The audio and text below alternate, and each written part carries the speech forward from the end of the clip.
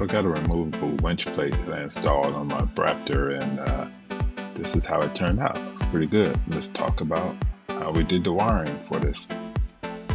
This is what she looks like before I put the wire in. I didn't want a wire hanging from the hood down into it, so I already have about a 12-inch pigtail that's attached to the worn winch itself. So let's go through it. This is the wire that came with it. Two of them, the shorter ones, were only 5 feet. So I ordered a couple of 6-feet ones because I didn't think the 5-foot ones were going to be long enough. But I got to change the lugs on the ends to match what I need for these Anderson quick connects, these high amp. So let's go ahead and get started. Start with getting this front wheel off so I can have better access underneath. I'm just breaking them free here. I'm using the Badlands with this Motorsports 911 attachment, or 911 Motorsports.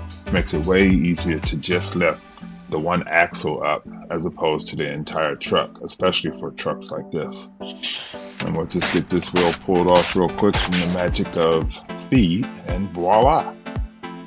This 100-pound wheel is out of the way. Let's talk about the battery. I'm using a 1/4-inch lug or M6.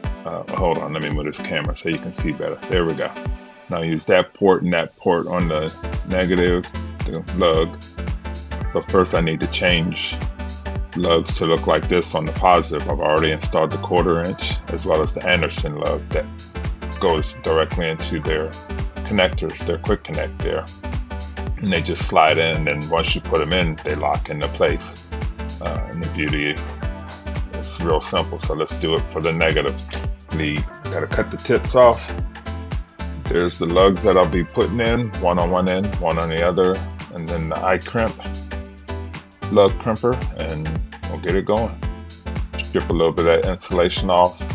I went overboard and still used, and just put that in. And there's the lug, just put that over it, and then we'll crimp it in. And it has the size of the lug that you're using, which these are number 2s, because it's 2-gauge wire. And it'll stamp it in there actually. And you can rotate them at 1 through 10, I think, or something like that. But get it in there and just squeeze it down. It's just really that simple. And here's one, and I did it like 2 and 3 times on each lug, just for extra security. And then put a heat shrink up, cover the tip, and then cutting the other end off. Same thing, a little bit longer lug that the Anderson is. Get that in there. Now with the Anderson, because of how thick it is, I have to go up to the next size, which is number 1 gauge crimp for it. It's real easy, and then you got to really squeeze down with those. But there it is. I did that like at least 3 times on each lug. Get that on there, and again, heat shrink, just overdoing it. And just like that, it's ready to be put into the Anderson quick connect. So to get the wire in, I literally just pushed it through. It's like a little flap, and it goes through, and now I need access behind it so that I can route it up to behind the battery. So I'll just remove these 3 quick connects here, and then just kind of flip this up out of the way, and it gives you just enough access. And that way you can make sure you're nowhere near any of the moving parts, and to come up behind the battery, and you can actually see the tips down in there. The copper tips that are already on the wire, yeah, it just comes right up. So I just used some long things and pulled it right up. After I was done, that's it. I mean, the wire, I just literally pushed it in there. And I'm gonna get another wire holder. But other than that, just route it up. And that's the only exposure that there is.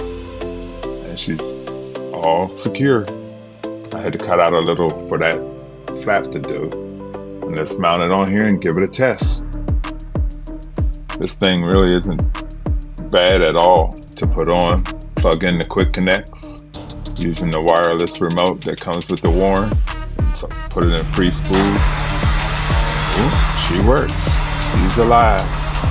Really that easy.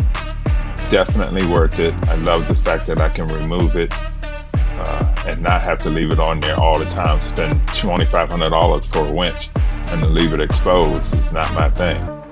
And just like that, just pull her off, and this is what she looks like. Looks great. Thanks.